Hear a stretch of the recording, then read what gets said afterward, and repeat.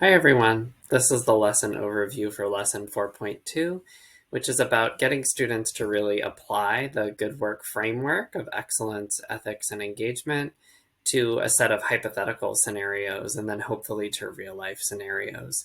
And the way that this lesson is structured is that it really is giving students the chance to be in the driver's seat a little bit more and to provide advice about how to handle dilemmas to a peer. So students are going to actively take part in decision making here, and they're going to do that through this dilemma exercise. So there are a set of dilemmas here. I think there are probably around 10 of them. And students are going to be at the start of the lesson assigned one of those dilemmas, or you can also allow students to choose their own dilemma from this sheet. Just make sure that in the class, there's a variety of different dilemmas represented, and that students aren't all maybe congregating on one or two of these. You want to make sure that there's enough that there can be some crosstalk across dilemmas. So you want to give students a little bit of time at the beginning as well to read through the scenario that they've chosen and to think about how does this relate to excellence, ethics, and engagement? How does this relate to good work, as we call it? What are the issues here that the person is grappling with? So for example, there's this story here that I wanted to just use as the exemplar of a student named Dimitri who is devoting a lot of time to his team practices in swimming. He has a week before a regional meet and is really practicing a lot. However, it's requiring a lot of energy of him and he's neglecting his classes as a result. Dimitri's parents are telling him, therefore, to cut back so he can sleep more and feel better and maybe pay more attention to his classes. Now, there are several things that someone could say related to this scenario. Dimitri clearly has a commitment to excellence in swimming. Maybe that's coming at the expense of excellence in his academic performance. He clearly feels really engaged in swimming, so it's trying to think about that trade off here between engagement and excellence in different areas of your life. And also, maybe there are some ethical concerns that students would want to bring up as well. What commitment does Dimitri have maybe to his swim team or to the groups that he's a part of in his academic classes, and how can he balance those? So you want to model the activity similar to how I just did.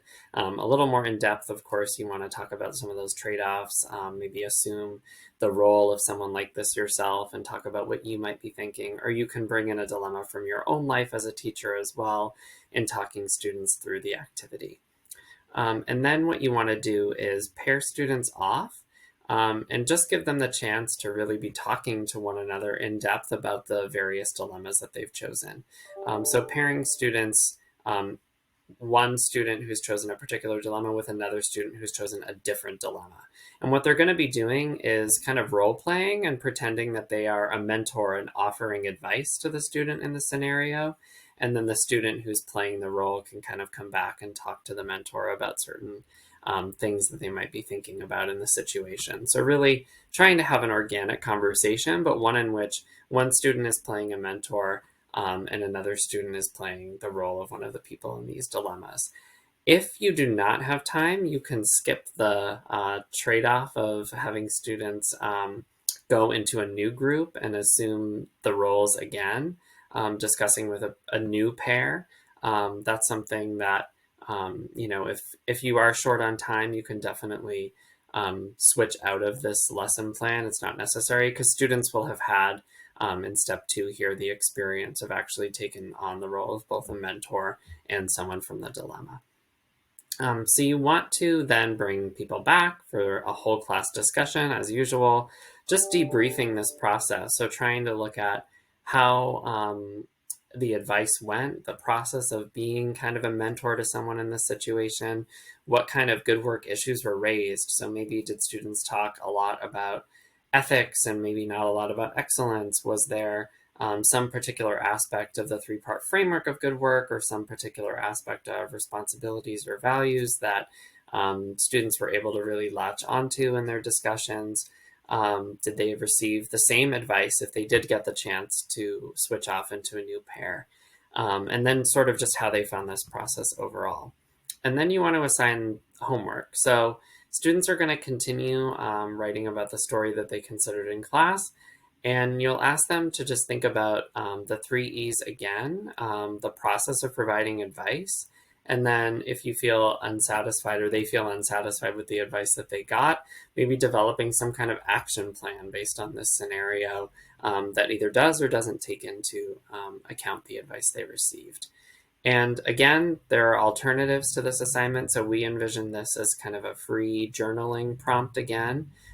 Just make sure that students feel that they can bring, different ways of thinking about this assignment. Maybe they want to write a story themselves that's related to something they experienced during the exercise. Maybe they want to record a video of themselves talking about it.